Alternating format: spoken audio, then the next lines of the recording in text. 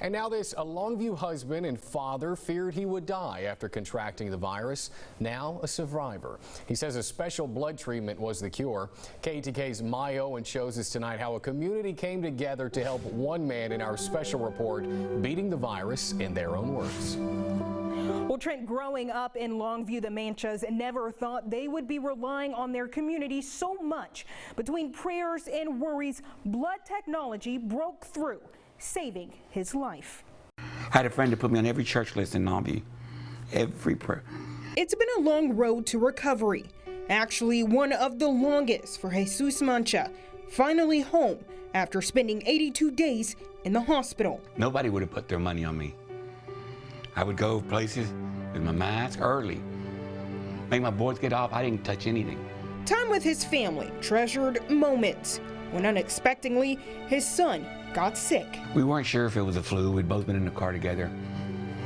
And so we took some medicine and tried to stick it out. I got some coughs there. He got worse. And his fever got worse and he started losing some of his color. Going straight to Longview Regional Hospital. He was admitted right away. And they tested him and took a day, I think, to get the results back, but he had COVID. Mancha knew it was just a matter of time until he got the virus, but with no fever. The no fever really stumped a lot of people. But like I said, even after when I was sick, never had a fever, not even close. It was shocking just how hard COVID-19 hit him. They put me right in ICU right away, which was a bad sign. Because I was on the bottom floor, they took me up, they cover you with a blanket head to toe. So you're going in a blanket all the way up to this floor, and it took 5-10 minutes. I'm thinking I might have already passed away. 3 days later, while on a ventilator, when he thought things couldn't get worse, his mother passed away. I used to talk to her every day, or go visit her, so that was an added burden. At his lowest point, they were trying everything on me. And for 3 weeks, I'd never improved. My wife and kids said it was constant bad news. A miracle then happened. Through life-saving plasma, I stabilized almost right away.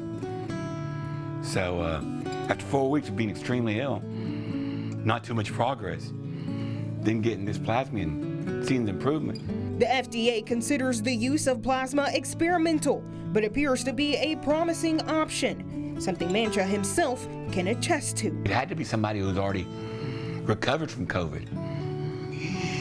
And I'm AB positive, which is a rare plasma. Feeling better, the hardest part stuck around, being away from his family. And even though he couldn't see them, they were determined to check in on him, holding each other up just to get a peek. Being by yourself at a hospital is very difficult. I was raised, we always stood, we had a family in the hospital, we always stayed with them. You're not allowed anybody.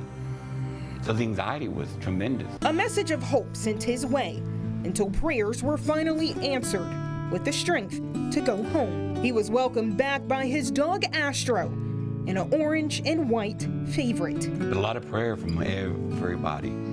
Too many people, I mean, not even from Longview. Have a lot of friends. An entire community coming together for one man. From Kilgore, Marshall, Tyler, Henderson, had one from Mount Vernon, Hallville, Marshall, and everybody was incredible. Everybody. His voice slowly coming back after having a trach tube helping him breathe for months. He attributes his health and success to those working on the front lines. And they don't complain. I didn't hear a complaint from over 150, 200 people that took care of me. And they're doing it with a smile. I mean, I'm smiling because I'm home. They're at work doing it with strangers. And that's the amazing part.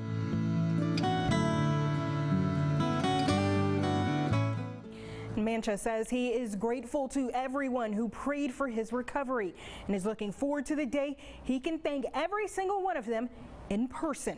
Reporting in studio, My Owens, KETK News. What an attitude to have. Thank you for that, Maya.